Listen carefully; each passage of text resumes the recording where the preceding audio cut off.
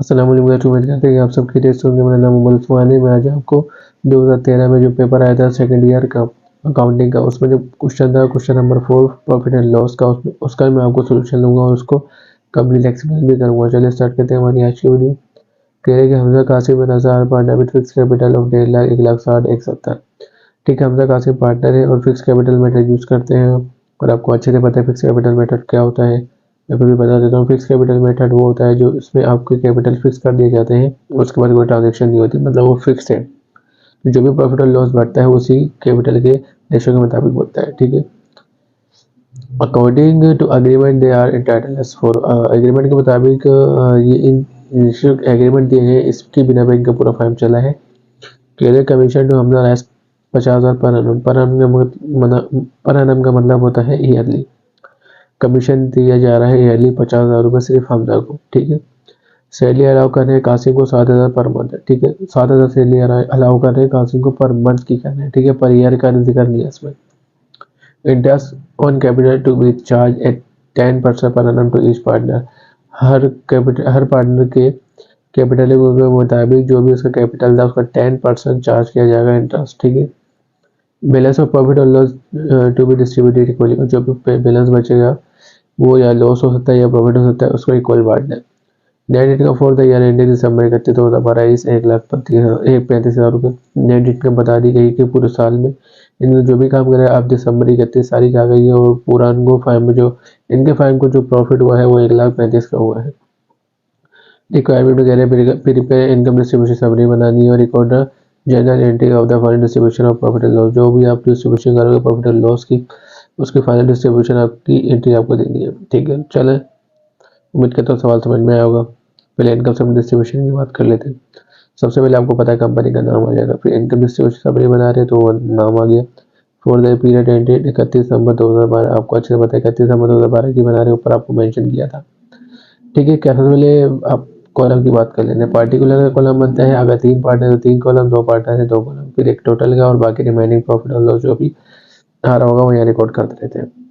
सबसे पहले capital balance की बात कर लेते हैं। हमजा की थी 1.5 लाख रुपए, कासिम भाई 1,60,000 और रजा का था 1,70,000। इन तीनों को कैपिटल मिला के पूरे फार्म का कैपिटल बन रहा है 4,80,000 रुपये। फिर नेट इनकम की बात कर लेते हैं। कह रहे थे net income for the year है 1,35,000 रुपये जो आपको पर दी गई थी।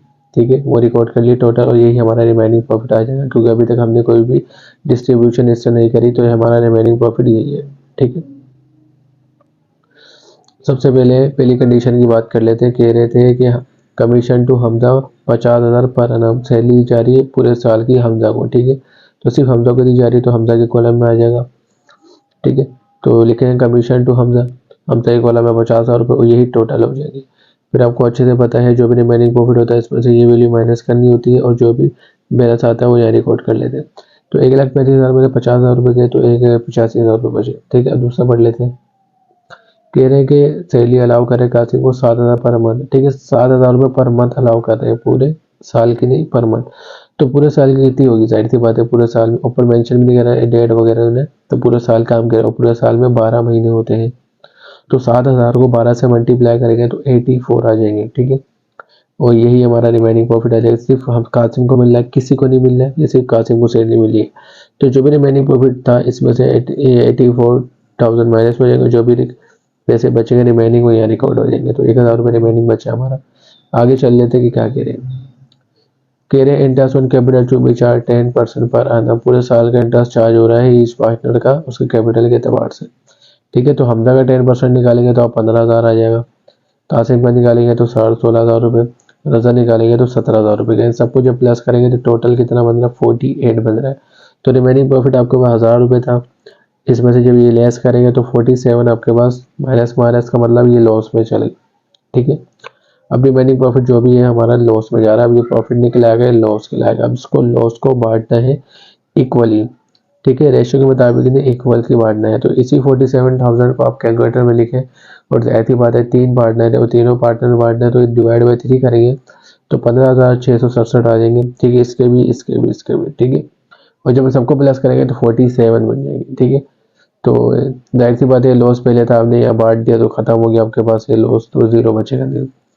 अब प्लस कर लेते हैं। और 4,000 में 15,000 प्लस करेंगे तो ये 65 बनते हैं, 65 में से ये माइनस करेंगे तो उसका प्रॉफिट बन रहा है, मतलब इसको आंसर प्लस में है, इसका मतलब इसको प्रॉफिट हो गया। तो 49,333 इसका क्या हो गया, प्रॉफिट आ रहा। तो 84 में 16,000 रुपये जब प्लस करेंगे तो ये बनेंगे मेरे हिसाब से 1 लाख बन जाएंगे, ठीक है।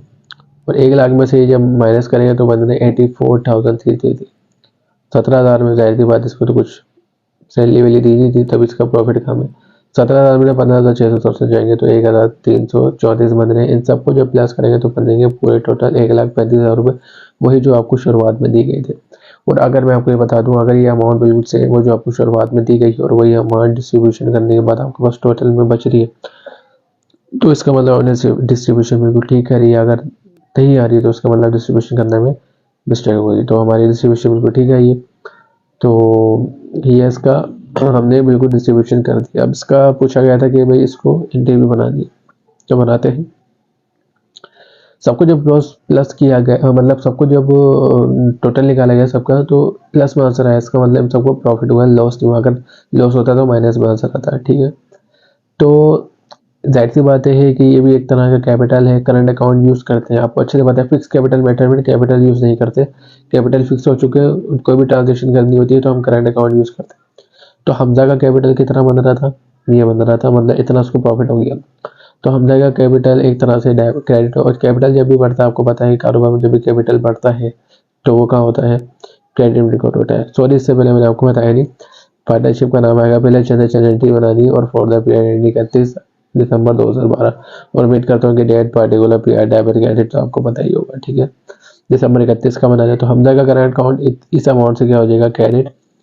कासिम का करंट अकाउंट इस अमाउंट से क्या हो जाएगा, क्रेडिट। और रजा का अमाउंट इस अमाउंट से क्या हो जाएगा, क्रेडिट। सबको जब प्लस करेंगे तो 1,35,000 रुपये डेबिट आ जाएगा। यही प्रॉफिट एंड लॉस अकाउंट था जो हमें ऊपर दिया गया था बांटने के लिए। हमने बिल्कुल जाहिर सी बात है, ये प्रॉफिट इसको लॉस अकाउंट में बांट दिया तो ये डेबिट में चला गया और बाकी इनके सारे अकाउंट क्रेडिट में आ गए, ठीक है, क्योंकि इनको प्रॉफिट हो गया। और नरेशन है to record distribution of net profit. तो इसी तरह से हमारा सवाल कंप्लीट होता है। उम्मीद करता हूँ कि सवाल आपको अच्छे से समझ में आया होगा। और अगर आपको ये वीडियो आपके लिए इन्फॉर्मेटिव हुई है तो लाइक और सब्सक्राइब जरूर करें, आगे भी शेयर करें। मिलते हैं हमारी अगली वीडियो में, तब तक के लिए अल्लाह हाफिज़।